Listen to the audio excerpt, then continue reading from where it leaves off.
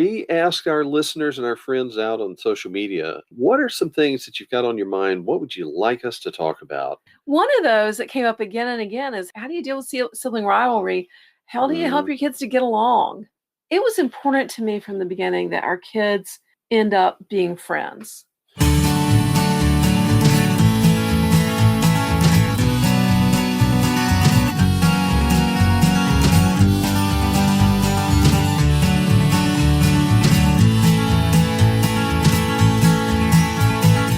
Well, hello, everybody. This is Hal. And this is Melanie. And we want to welcome you to another episode of Making Biblical Family Life Practical. We're talking about some practical stuff today, Hal. Well, we are. We asked our listeners and our friends out on social media, what are some things that you've got on your mind? What would you like us to talk about? And we got so many good ideas. Well, our Facebook group came up, just our Facebook group for Raising Women came up with like 80 topics. Yeah, we got lots. And one of those that came up again and again is, how do you deal with sibling rivalry? How do you help your kids to get along? Mm-hmm. And that's an important one, Hal. It's really important to me because it was important to me from the beginning that our kids end up being friends. Well, we've seen families that are struggling with that, and we didn't want to have that kind of a problem in our own family. Plus the fact that we were, we ended up with a large family, and so we had kind of a test bed. We had quite a laboratory to where we could have had. We had a lot of words, a lot of years to get it right in. We could have had great relationships, or we could have had awful we could have lived relationships. In a battle zone. We had 6 boys in a row, y'all. Mm-hmm. And you talk about some rivalry and some competition. Yeah, boys, it's just instinctive. Well, with boys, you have to calibrate what is an acceptable level of challenge and strife versus, real conflict. I think that's part of it, and that's part of what drove us to write our first book, Raising Real Men. I think was people that were struggling with, why is my son the way he is? Well, it's because God made him the way he is.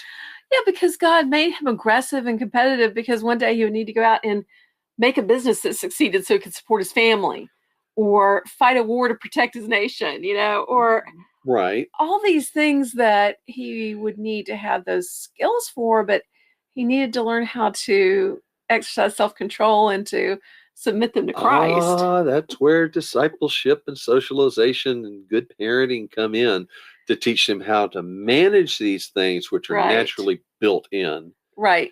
Likewise, guess what? Girls have some built-in temptations and strengths too. Well, they do. And girls are all about relationships, which also means that they can obsess about relationships, and they're really good at destroying relationships. Or using relationships to manipulate. If we can dare say that. And so, I did not want to live in a war zone. No. And I wanted our kids to feel like our home was a haven.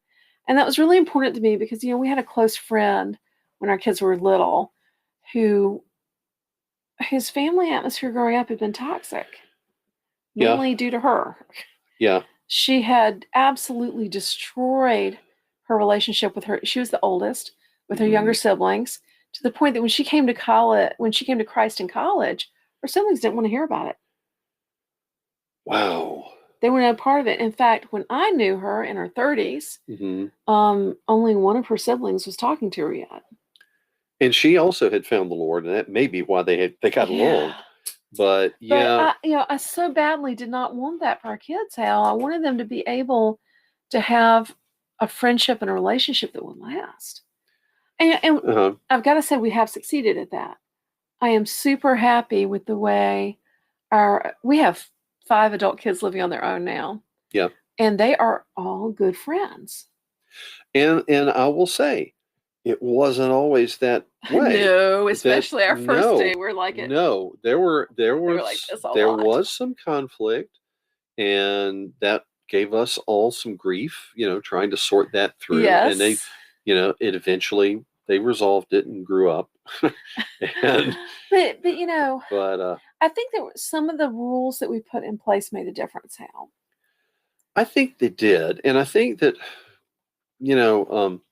Ted Tripp talks about just the whole concept of discipline as shepherding a child's heart. That it's not just a matter of this is a rule, and if you break it, we're going to slap you on the wrist and you're going to get punished, but rather to say, okay, there's something in the heart that needs to be dealt with.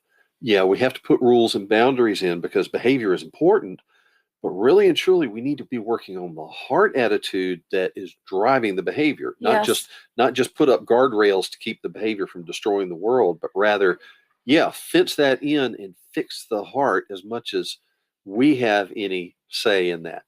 Absolutely. And so let's talk about some of our sibling rules. Well, I think that first concept you mentioned there, the idea that we want our home to be a safe place. Now, that's a term that gets thrown about and abused, I think, but really and truly, home should be it should be a haven. That should be the safe harbor. Yeah, and so that means that nobody should be made to feel hurt or unwelcome in our home. That means you don't call anybody something that they tell you not to call you. If you call somebody a pet name and they're okay with it, fine. If you call them something and they say, don't call me that, you best not call them that. Well, there's a bunch of principles into that. But I think that first one, your home should be safe. Everybody should feel safe and be able to put their guards down when they come in the doors of your home. And by the way, that's an important thing in a marriage as well. It is. That's a very important thing in a marriage, as well as the parenting and the child's relationship with their siblings. But there's that second thing. We do not allow bullying. Right. Bullying behavior or provoking behavior. Pestering. Yeah.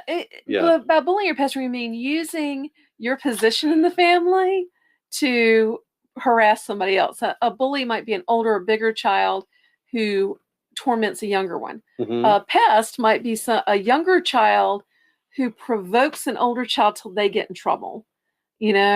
It can go either way, but you shouldn't be using your position in the family to torment other members of your family. Right. One way that we describe this to our boys is it's like playing football, because our guys play football. Mm-hmm. If you're all lined up there facing your lineman, you're all in the front row, you're facing the other team across the line of scrimmage, mm-hmm. and the ball snapped, do you tackle the other team or do you tackle the guy next to you?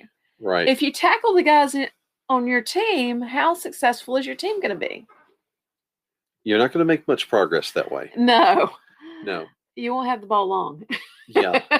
And so that's an important thing to say. We want a spirit of unity. We want a spirit of gentleness, consideration, love, kindness. Now, sometimes you hear that kind of thing, say, well, that sounds kind of dull and sort of milquetoast and all. No, that's not to say that you never joke, that you never tease, that you never have any nicknames, but you know where the boundaries are. Yes. And you don't hurt one another. Yes. You don't offend one another. You take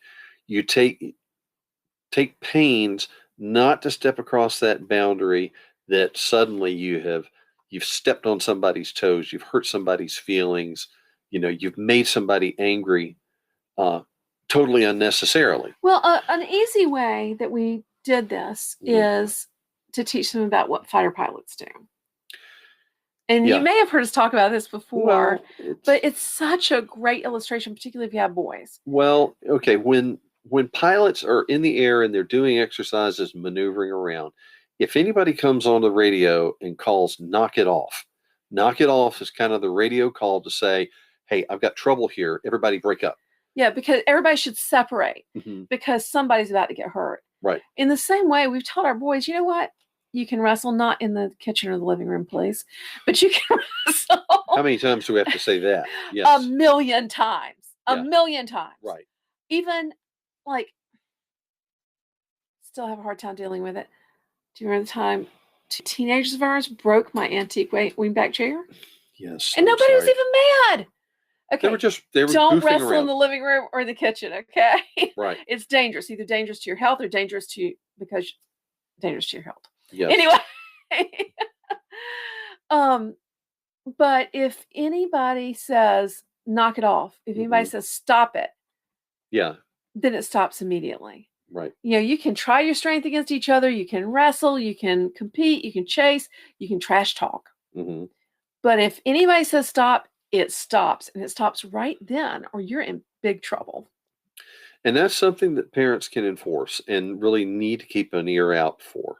And, um, some of your kids are going to have more tolerance for that than others. Some kids just take it all in stride and they love it and they can give as good as they get. And other kids will just crumple up and be crushed by it. And you think, they're all my children. Why are they so different? The Yeah, answer is because they're different. they're different. They just are. And so, you're going to have some that are rough and tumble and some that are sensitive, and you just need to watch all of them. And sometimes you're going to have an armistice. You're going to have to break it off and say, hey, y'all can't play that game, whatever that game is. Y'all can't do that anymore because people are It might be rubber band guns. It might be wrestling, whatever, to say, I'm not seeing the maturity that you need to do this right now. We're going to stop. Yeah.